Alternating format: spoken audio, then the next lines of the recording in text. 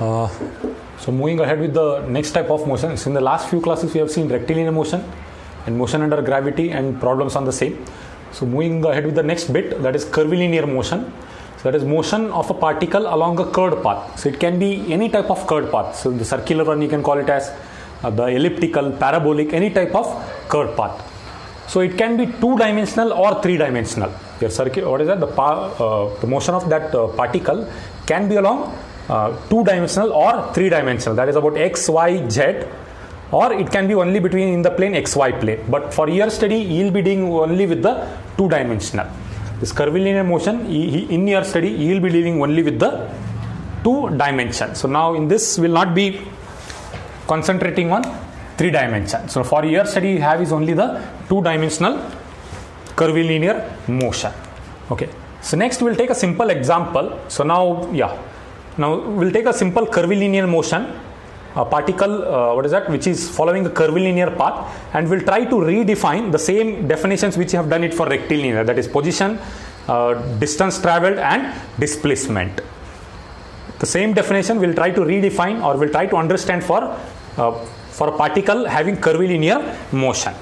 So now say we have taken, like told earlier, we'll be studying curvilinear motion only in the two dimension. We have x-axis and y-axis. Now there is a particle at P which is following a curved path, so which is explained, drawn with this black line, which is drawn with the black line. It is following some curvilinear path. So as time progresses or lapses, it is following this curvilinear path. So now at say time t naught, your particle is at P, and it is in vector quantity of which is defined as vector r. So this is vector r is nothing but what? It is at what radial distance from the origin, and how much is the inclination, you can call it as. This r indicates what? It is a combination of at what radial distance from the origin and what inclination from the x-axis. If you say vector r, it includes how much is the radial distance and inclination with respect to x-axis. This is all put together is represented as vector r. So now as time progresses, this particle follows the curvilinear path. Say at time, you can call it as t naught plus delta t or t1. T naught plus delta t or t1. Your particle has moved from P to P dash. And same time, the position of that particle at time t1 or t naught plus delta t is given by vector r plus dr. Vector r plus dr. So now unlike earlier, position defines what? The location. Position defines what? The location of the particle. Position defines what? Location of the particle. Now quickly defining the position again. At time t naught, it is represented by a position vector r. What is vector r represents? What is the radial distance of the particle from the origin, this radial distance, and at what inclination, what is the inclination of this radial distance from the x-axis. These two put together, we call it as vector r. Next is, as time progresses from t naught to t1 or t naught plus delta t, particle has moved from P to P dash. Now position of which is r plus delta. At time t1, your position of the particle is r plus delta r. So with that, what is the position is, hope the position defined is clear. So moving next is distance traveled. So you can see here, since it is moving along the curved path, so now whatever we have defined distance traveled as the path followed along the motion or during the motion. So now it follows this black line. Your path followed by the particle will be along this, this black line or this black curvilinear line. Clear? So therefore, the distance traveled from by the particle to reach from P to P dash will be this arc length. This arc length, which is we have written, which is represented by a arc here, P dash, which is represented by a arc or a arc length of delta s. Arc length of delta s. And same time displacement. Now how did we define displacement? As final position minus initial position. Let this be initial and then say this is initial and this is final. Your displacement will be final position minus initial position. So it is nothing but the chord length P dash. So that is why it is represented by a straight line here. It is a chord length p dash. The shortest distance or the chord length p dash is referred to as the displacement of the particle during the given interval of time. I hope this is clear. Now the similar kind of things which you already seen earlier, so that is average velocity and average acceleration. So quickly, what is average velocity? Is the rate of change of your displacement per unit time. So that is what is written in expression here. Yeah, that is, what is that? Your rate of change of, the displacement. So final position minus initial position should give us the displacement divided by the time interval. So that is delta r by delta t, or dr by dt, vector dr by dt. And we already know as dt tends to 0, your interval will be very short, your time interval will be very short. So in that case, your average velocity turn out to be instantaneous velocity. So this happens when your time interval is very short. Your time interval is very short. In that case, you are measuring velocity at an instant of time. That is why your average velocity is also called as instantaneous velocity when your time duration is very short. And similarly, average velocity also, average acceleration also, which is defined as again dv by dt. As dt tends to 0, your average acceleration happens to what? Instantaneous acceleration. Now taking up this velocity again. So now as we know that as dt tends to 0, yeah, so now what is p and p dash first? See, p is the initial position of the particle and p dash is final position of the particle at a certain interval of time. P is initial position and p dash is what? Final position. Now as time interval is very short, it means your particle has hardly moved from p to p dash. As time interval is very short, your particle is hardly moved from p to p dash. They are very much close to each other. So when you join the line p dash, or the chord p dash, it will be almost tangential to that curve p dash. It will be the chord p dash will be almost tangential or perpendicular to that curve or arc p dash. Hence, your instantaneous velocity will be always tangential to the curve. This is very much important. Your instantaneous velocity is always tangential to the curve. Why instantaneous velocity alone? See, look at here. So the same thing I am writing here.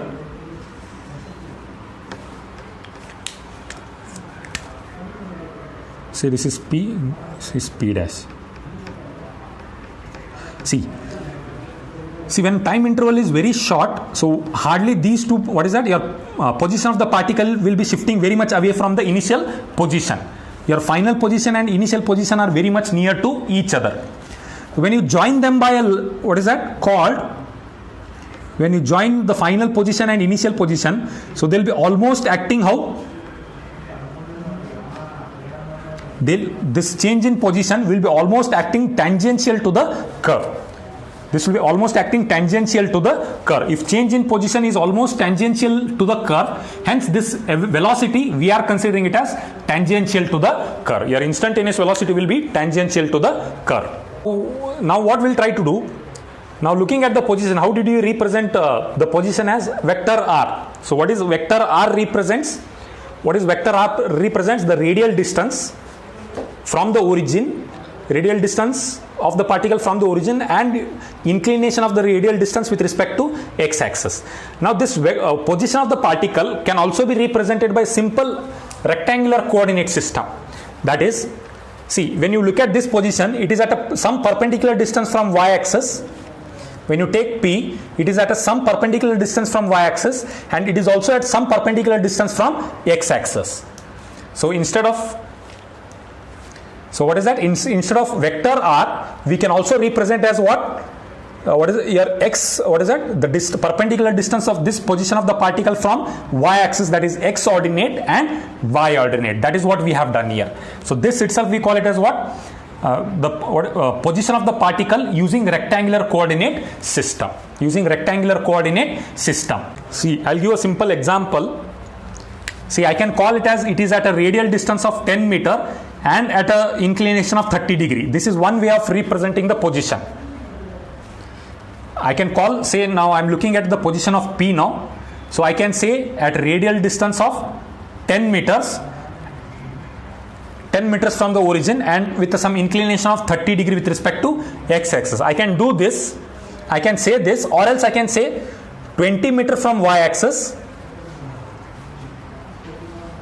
20 meter, roughly I am taking 20 meter from y-axis, 20 meter from y-axis and 10 meter from x-axis. 10 meter from, this is 10 meter, see 20 meter from here and 10 meter from here. So which we are coming to the same position again. Either you say this, that is, what is that, 10 meter from, 10 meter from the origin at a radial distance and 30 degree inclination, you are coming at the same point, or else you say 20 meter from here and 10 meter from here. So in both the cases you are coming at the same position. It can be represented by both the vector representation or by simple rectangular coordinate representation. Hope this makes clear. So now why did I write y, I and j here? So now only to avoid confusion. So I have written I and j, so only to avoid confusion. So there is no hard and fast rule that you have to use I and j. Now what is that I'll do? Instead of x-axis I'll take this as I-axis, and instead of y-axis I'll take this as z-axis. So only to avoid confusion between your alphabets. So what is this now? When I say x along I, so it will show the position of this particle at x distance along I-axis. When I say xi, so this will tell me the position of the particle at a distance of x along I-axis. Plus, when I say yj, it is the coordinate of the particle at a distance y along j-axis, And one more important thing, and this will not be the algebraic sum. This plus is not the algebraic sum. Rather, it has to be the vector sum. Rather, this plus indicates when I write with I and j, so rather this has to be the vector sum, but it should not be the algebraic sum. That you have to be very much careful here. So this plus, when I write with these I and j axis, it is not the algebraic sum we are adding, it is the vector sum we should be adding. Moving ahead with the other things. So we'll take a simple curvilinear motion. So where P is the initial position and P dash is the final position, which is represented by vector R, and also the final position is represented by R dr. Yeah, now you can see that your particle is moving along both the axes, x-axis and y-axis. So that is why the position of the particle is also can be represented, just like discussed earlier, can be represented by a rectangular coordinate system. That is xi and xi plus yj. Now, so this indicates what? The vector sum, not the algebraic sum. The vector sum. Now we already know that the first derivation of your displacement or the change in position should give us velocity. The first derivation of displacement or change in position with respect to time should give us velocity. That is delta r by delta t is equal to what? See, one more important thing. Now while changing the position, your particle is moving along x direction as well as along y direction. Your particle is moving along x direction as well as along y direction. Now this shows change in position of the particle along x direction, and this shows change in position of the particle or coordinate of the particle along either y or j axis. This shows change in position of the particle along I axis, and this shows what? The position of the particle along y or j axis. Now as we differentiate with respect to this change in position or the displacement with respect to the time, so we will be getting the respective velocities. Now we'll do that differentiation. What is that? Dr by dt is equal to dx by dt along I direction plus vector sum divided by dy by dt along j direction. Now what is x? We have seen the position of the particle along x direction. X is what? Change in position of the particle along x direction. Now change in position of the particle along x direction with respect to the time, so we can call it as velocity along x direction. Now what is x? We have called it as change in position of the particle along x or I direction. Now the change in position with respect to time, we call it as what? The velocity along x or I direction. So similarly, y was what? Change in position of the particle along j direction. Change in position of the particle along j direction. Now the derivative or the differentiation of this one, the change in position with respect to the time along y or j direction should give us velocity along j direction. Velocity along j direction. Now finally, what will be the instantaneous or resultant velocity is equal to velocity of the particle along x direction or I direction plus vector sum of velocity of the particle along y or j direction. Yeah. So now there are two different velocities now, Vx and Vi.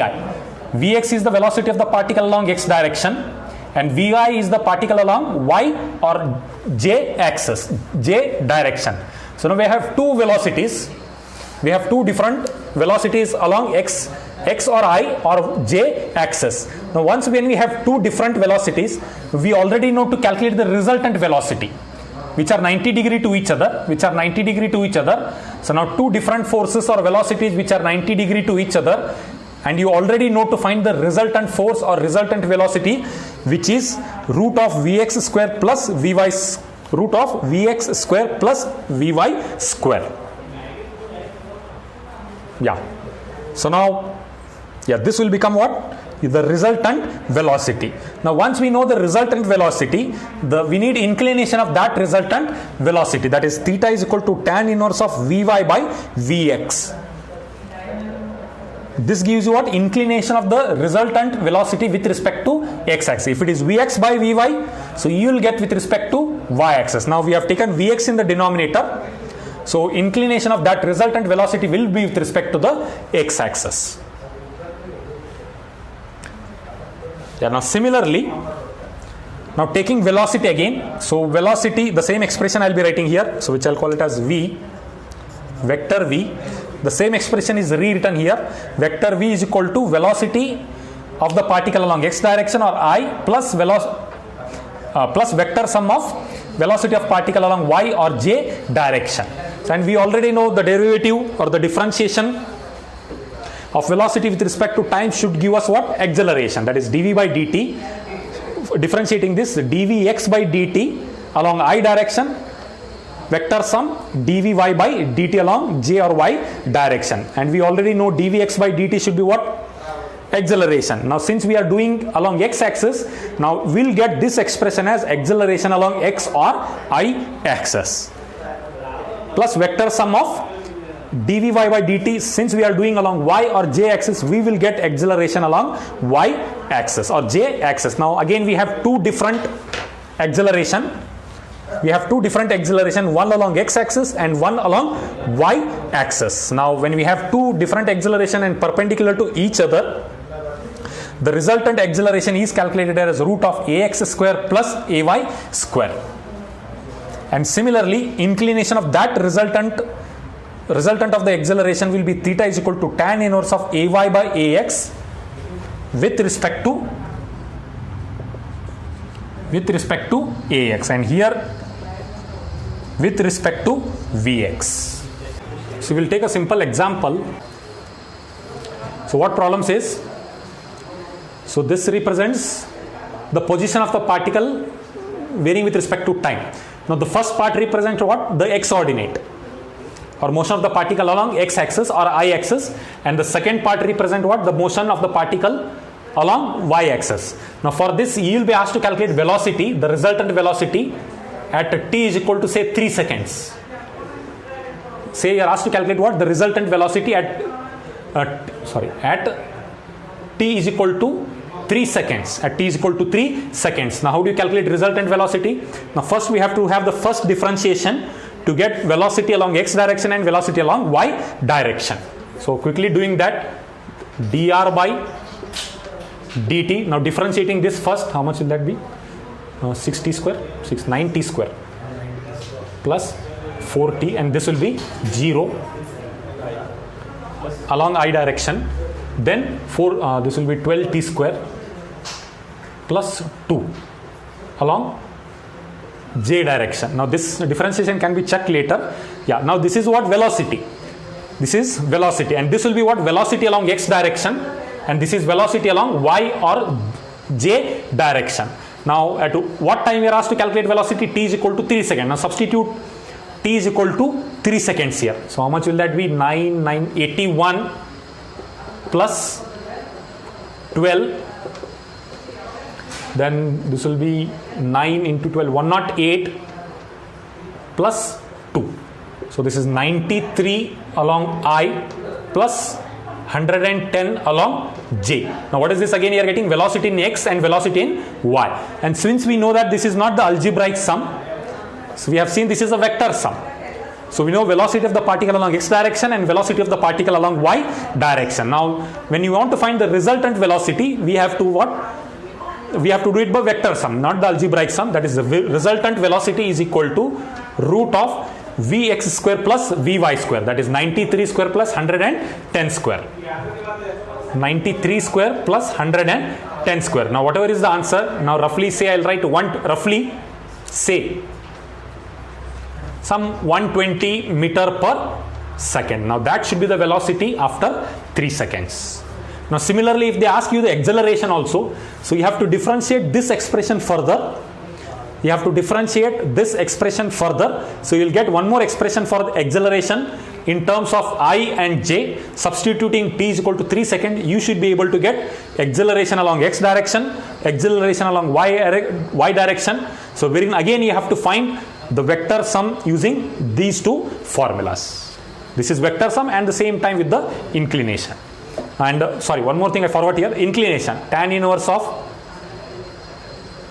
Vy by Vx. Vy is how much? 110 divided by 93. So we'll give you inclination of this resultant with respect to Vx. With respect to Vx. Now same thing can be done with your acceleration also. Now problems will be very simple of these two types. Sir has already shared what is that? The other type of problem which you can easily understand. If any doubts, you can talk to sir or either me. So with that, we'll be closing today. Thank you.